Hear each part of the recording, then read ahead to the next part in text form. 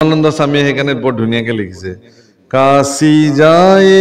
मथुरा जाए जाए हरिद्वार रे सारधाम तीर्थ फिर आवे मन का नहीं सुधार रे सत्संगत जग सार साधु सत्संगत जग सार मंदिर जाए करो नित्य पूजा पूजा मंदिर जाए करो नित्य पूजा राखे बरे आसार रे चार धाम तीर्थ फिर आवे चार धाम तीर्थ फिर आवे नाही सत जन आहार रे सत्संगत जग सार साधु सत्संगत जग सार अपनी जिमान तीर्थस्थानले ना जाओ केले गंगा यमुना जिमान अपनी स्नानी नाहक किय यदि मनरे शुद्धिता নহল आमी एबार महाकुंभ मेलाले গৈছিলো आपनालोके जाने जे एबार 144 बছৰ অন্তত महाकुंभ হৈছিলে प्रयाग तीर्थराज प्रयाग जिमान तीर्थ আছে तीर्थ মানে আসলে পবিত্র পানী পবিত্র নদী गंगा यमुना सरस्वती कावेरी सिंधु এইবিলাক সকলো পবিত্ৰ তীৰ্থ তে এই তীৰ্থসমূহৰ ভিতৰত প্ৰয়াগক তীৰ্থৰাজ বোলে মানে তেওঁ তীৰ্থ ৰজা কিয় যে তাত গংগা যমুনা আৰু সৰস্বতী তিনিও গৰাকী আহি তাত লগ লাগিছে তে ইয়াতেই মহাকুম্ভ মেলা হৈছিল মানুহে তাত পাপ ধুবৰ কাৰণে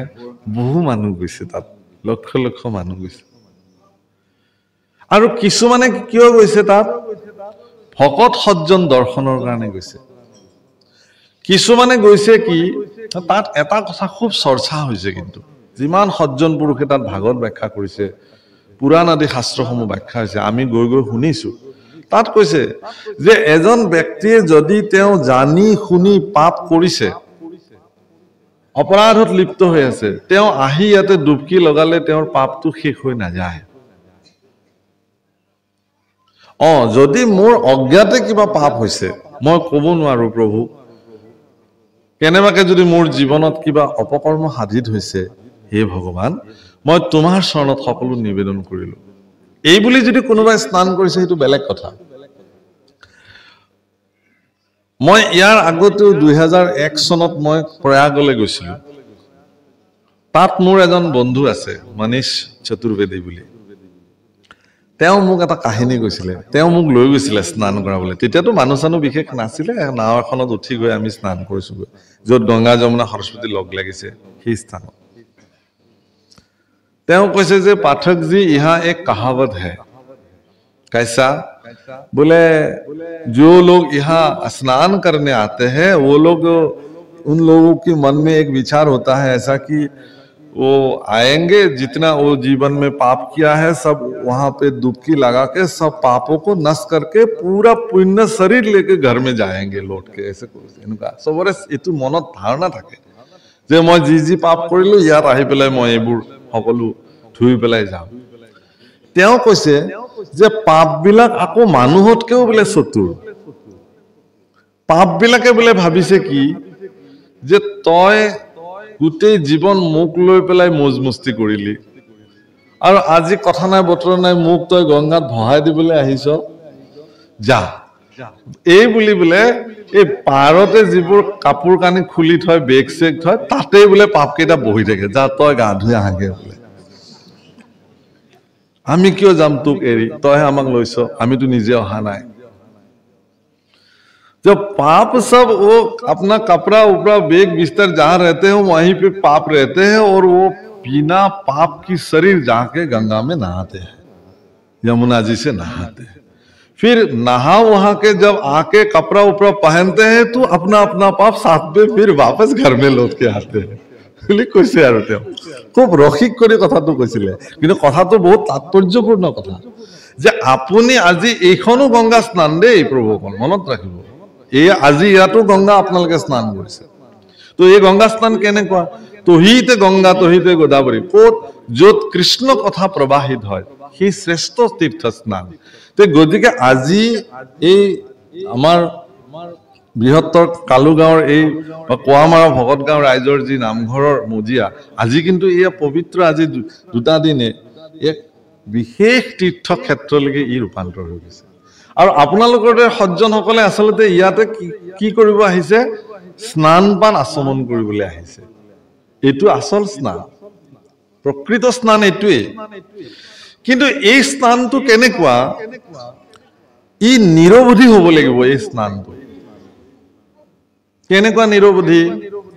যদি আপুনিও ইয়াত এনেকুৱা মনোবৃত্তিৰে যদি আহিছে যে বাপৰে গোটেই জীৱনটো কি পাপ কৰিলো অকমান গাই তাতে ভগত গাঁৱৰ নামঘৰতে বহি ভাগৱত শুনি অলপ পাপ চাপ দূৰ কৰি থৈ আহো এই বুলি যদি কোনোবাই আহিছে ইয়ালে তেলে তেওঁৰো পাপ কেইটা সেই কলপুলি কেইডালৰ তাতেই ৰৈ আছে উভতি গলে তেওঁৰ লগতে যাব সেইকেইটা সাৰি নাযায় কেতিয়া তাৰ পৰাই যাব কাৰণ তেওঁলোকতো ইয়াত নোসোমায় ইয়াততো প্ৰৱেশ কৰিব নোৱাৰে পাপ কলি কোনো কাৰণত ইয়াত প্ৰৱেশ কৰিব নোৱাৰে য'ত মুখ্য তোৰণ দিয়া আছে তাৰ পৰা এইফালে পাপ কলি ইয়াত প্ৰৱেশ কৰিব নোৱাৰে ইয়াত সেইকাৰণে ইয়াত যিসকল লোক বহিছে সবকে পুণ্যবন্ত শৰীৰ বুলি মান্য কৰা হয় কাৰণ আপোনালোকৰ মনত এই মুহূৰ্তত কোনো ধৰণৰ পাপ বোধ নাই তেওঁলোক আহিব পৰা নাই ইয়ালে কিন্তু যদি এনেকুৱা এটা স্বাৰ্থ লৈ পেলাই ইয়াত বহিছে কোনোবাই তেতিয়াহ'লে উভতি গলে তেওঁলোকৰ নিজৰটো গুচি যাব তেতিয়াহ'লে এইটো চিৰস্থায়ী স্থান কেনেকুৱা হ'ব যে ইয়াতে যিখিনি কথা আপুনি শুনিলে তাক আপুনি ৰোমন্থন কৰি যাব লাগিব মানস পথত তাক লৈ যাব লাগিব নামঘৰৰ পৰা গলে গৃহস্থ ক'ব যে প্ৰসাদ আনিছে নে নাই বোলে আনিছো প্ৰসাদ তোমালোকলে আজি মই বিশেষ প্ৰসাদ আনিছো আহা তোমালোক বহা মই আজি তালৈকে নামঘৰলৈ গলো তাত ভাগৱত চলি আছে তোমালোকেতো নগলা কিন্তু মই গৈছিলো মই তোমালোকক তাৰ পৰা অনা প্ৰসাদ দিম এই বুলি তেওঁ যদি এই ভাগৱত পাঠত শুনা অকমানো কৃষ্ণ কথা যদি পৰিয়ালৰ আগত বিলাই দিয়ে এইটোহে আচল প্ৰসাদ লৈ যোৱা হ'ব ঘৰলৈ কেৱল গাজি বোলে মোক আৰু এক টোপলা দিয়কচোন মোৰ ডাঙৰ ল'ৰাটো আহি আছে বোলে মোক আৰু অকণ বেছিকে দিয়কচোন বুলি এটা ডাঙৰ টোপলা গাজি লৈ গৈ ঘৰৰ মানুহক বিতৰণ কৰি দিয়াটো প্ৰসাদ বিতৰণ বুলি নকয় বুজিছে না কথাটো আকৌ ডাঙৰ কথা এটা কওঁ ভাগৱত হ'ল এনে যিবোৰ দৈনন্দিন ভাগৱত পাঠ চলি থাকে ভাগৱত হ'ল নাম হ'ল এতিয়া বোলে বিলনীয়া কি বোলে শৰাই ভাগ বিলনীয়াৰ কাৰণে মই সেৱালো কৃষ্ণ যাওক আপুনি বিলাওক তে দেউৰীয়ে বা বিলনীয়ে প্ৰসাদ বিলাবলৈ গ'ল তেওঁতো কাম আৰু লগত কোনোবা এজন গ'ল বাকী আমি বিলাকে এতিয়া কি কৰিম প্ৰসাদটো দিবই এতিয়া আমি সাত ভাৰস্তৰ কথা উলিয়াইছো কাৰ কি হ'ল ৰাজনৈতিক ক্ষেত্ৰত কি হৈ আছে তাতে মত ভেদ তাতে ইত্যাদি ভগৱন্ত পুৰুষে এটা ডাঙৰ কথা কৈছে যে মোৰ চৰণত যি প্ৰসাদ নিবেদন কৰা হয় নৈবেদ্য দিয়া হয় নৈবেদ্য আচলতে নিবেদন কাৰণে নৈবেদ্য বুলি কয় আজি যি দ্ৰব্য ভগৱানৰ চৰণত ভোগ হিচাপে নিবেদন কৰা হৈছে সেই নিবেদনৰ এটা প্ৰক্ৰিয়া আছে প্ৰভুসকল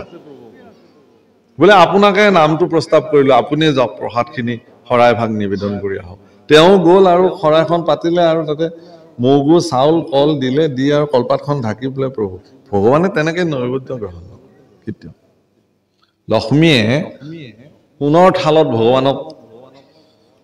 অমৃত অন্ন প্ৰদান কৰি কত স্তুতিনতিৰ পিছতে ভগৱানে সেয়া গ্ৰহণ কৰে গতিকে গুৰুআসনৰ সন্মুখত শৰাই নিবেদন কৰাৰ এক সুদৃঢ় আৰু নিশ্চিত ব্যৱস্থা আছে যদি কোনোবাই নাজানে তেতিয়াহ'লে জনা লোকৰ পৰা তাক শিকি বুজি লওক কি ব্যৱস্থাৰ দ্বাৰা প্ৰসাদ নিবেদন নৈবেদ্য নিবেদন কৰিলে ভগৱানে তাক গ্ৰহণ কৰিব শিকি লওক বাৰু যি নহওক সেয়া ভগৱানে এটা কথা কৈছে কি শাস্ত্ৰত এই কথা বিচাৰ হৈছে যে তেনেকে দিয়া প্ৰসাদ ভগৱানে হেনো নলয় একো নিবেদনে তেওঁ ভোগ নলয় কেতিয়া ল'ব কৈছে যেতিয়া মোৰ ভকতসকলে সেই মোৰ নিবেদন বা মোৰ নৈবেদ্য প্ৰসাদ স্বৰূপে গ্ৰহণ কৰে ভকতৰ মুখতে ময়ো খাওঁ। কেতিয়া খাব ভকতে? যেতিয়া নাম সামৰি প্ৰসাদ যেতিয়া আহি সন্মুখত নপৰালৈকে সেই ব্যক্তিজনে কোনো কাৰণত তেওঁৰ মস্তিষ্কত নাম ব্যতিৰেকে বেলেগ চিন্তা কৰিব নোৱাৰিব। তেওঁৰ শ্ৰীমুখে নাম ব্যতিৰেকে বেলেগ কথা পাতিব নোৱাৰিব। কিন্তু যিজন ব্যক্তিয়ে নাম সামৰি পেলাই নামঘৰত বহি ৭ বাৰস্তৰ কথা উলিয়ালে, কাৰ কি হ'ল, কাৰ কি নহ'ল ইত্যাদি, তেওঁৰ মুখখন তেতিয়া আৰু নাম মুখ হৈ থাকিল জানো? ভগৱানে আকৌ সেইখন মুখত প্ৰসাদ খাব নেকি? আপুনি যাৰ কথা কৈ আছিল তেওঁলোকে আহি সেই প্ৰসাদ খাব আপোনাৰ লগত, ঈশ্বৰে নাখায়। তাৰমানে এই কথাটো এইকাৰণেই কোৱাৰ প্ৰয়োজনীয়তা আছে যে নামঘৰৰ মজিয়া এক এনেকুৱা পবিত্ৰ মজিয়া, ই আটাইতকৈ শ্ৰেষ্ঠ তীৰ্থ। ইয়াত স্নান পান অৱগাহন কৰিবলৈ হলে ব্যক্তি সুদৃঢ় চিন্তাৰ দ্বাৰা, সংযমী ব্যৱস্থাৰ দ্বাৰা, তেওঁ ভগৱানৰ স্মৰণৰ দ্বাৰা তেওঁ জীৱন অতিবাহিত কৰিব লাগিব। তেতিয়াহে যদি তেওঁক সেই নামে ক্ৰীড়া কৰিব, অন্যথা তেওঁৰ ক্ৰীড়া নহয়। তাৰ কাৰণে আপোনাক সংশোধন কৰাৰ একমাত্ৰ কমাৰ শালটোৰ নামে হ'ল সাধু সংগ, সৎসংগ, যিটো মহাপুৰুষে আমাক বাৰে বাৰে কৈ থৈ গৈছে। আজি যে এই আয়োজন, এইটো কি? এইটোতো সৎসংগই হয়। আপোনালোকৰ দৰে সজ্জনসকল ইয়াত আহিছে, ইজনে আনজনৰ লগত লগ লাগিছে, কৃষ্ণ কথা পাতিছে, সৎসংগ। সেইকাৰণে কৈছে যে এনেধৰণে সৎসংগত বহি পেলাই যাৰ সমস্ত পাপৰ পৰা মুক্ত হৈ গল, সেইজনেহে হেনো কৃষ্ণ কথা শুনিব পাৰে। আৰু বাকী পাপী বিলাকৰ কাণত বেজিয়ে হনা দিয়ে। পাপ মানে সেইকাৰণে মই কৈছিলো যে পাপ জানো, পুণ্য জানো, ধৰ্ম জানো, অধৰ্ম জানো। দুৰ্যোধনক সুধিলে ভগৱান কৃষ্ণই যে কিয় নিদিয়া 5খন গাঁও? বোলে নিদিওঁ, যুদ্ধ কৰিব লাগিব, তেতিয়াহে পাব। বোলে বিনা যুদ্ধে দিয়াচোন, একো নহয়। বোলে নাই নাই নাই, নহব, যুদ্ধ কৰিব লাগিব, এটা বেজিৰ আগৰ সমান মাটিও নিদিম। ভগৱান কৃষ্ণই দুৰ্যোধনক কৈছিল, হেৰা তোমাৰ পিতৃ বৰ্তমানো চক্ৰৱৰ্তী ৰজা হিচাপে বহি আছে, সিদ্ধান্ত তোমাৰ পিতৃয়ে দিব, ধৃতৰাষ্ট্ৰই দিব, তুমি কিয় দিছা সিদ্ধান্ত? বোলে মই যুৱৰাজ আৰু মোৰ মতেই চলিব, এতিয়া পিতৃৰ মতে নচলিব। হে ভগৱান, পিতৃ স্বয়ং ৰাজসিংহাসনত ৰজা হিচাপে বিদ্যমান হৈ থকাৰ পিছতো যি পুত্ৰই কৈছে যে এতিয়া মোৰ মতে চলিব, পিতৃৰ মতে নচলে, তেনেকুৱা দুৰ্যোধনৰ দৰে পুত্ৰ আমাৰ সমাজত এতিয়াও বহুত আছে। আৰু ধৃতৰাষ্ট্ৰই কি বুলি কৈছে জানে? ভগৱান কৃষ্ণই কৈছে, হে ধৃতৰাষ্ট্ৰ মহাৰাজ, আপোনাৰ মত কি? বোলে মোৰ কবলগীয়া নাই, আৰু পুত্ৰই যি কৈছে সেয়ে। তেনেকুৱা ধৃতৰাষ্ট্ৰ পিতৃ সমাজত এতিয়াও বহুত আছে। ভুলে হওক শুদ্ধই হওক, পুত্ৰই যি কৰিছে সেয়ে মোৰ কবলগীয়া নাই। প্ৰভুসকল, কৃষ্ণ পুৰুষে কিন্তু এৰি দিয়া নাই। দুৰ্যোধনক সুধিছিল যে এয়া যে অধৰ্ম, তুমি জানানে নাজানা? বোলে জানো, ভালকে জানো। ধৰ্ম জানানে নাজানা? ধৰ্মও জানো মই। তেতিয়াহ'লে ধৰ্ম কিয় নকৰা? বোলে সেইটোৱেতো ডাঙৰ কথা মোৰ জীৱনত। মই ধৰ্মও জানো, অধৰ্মও জানো, কিন্তু ক'ব নোৱাৰো কিয় বা মই ধৰ্মত প্ৰৱৰ্তি থাকিব নোৱাৰো। আৰু অধৰ্ম কি সেয়াও জানো, কিন্তু মই অধৰ্মক এৰিব নোৱাৰো।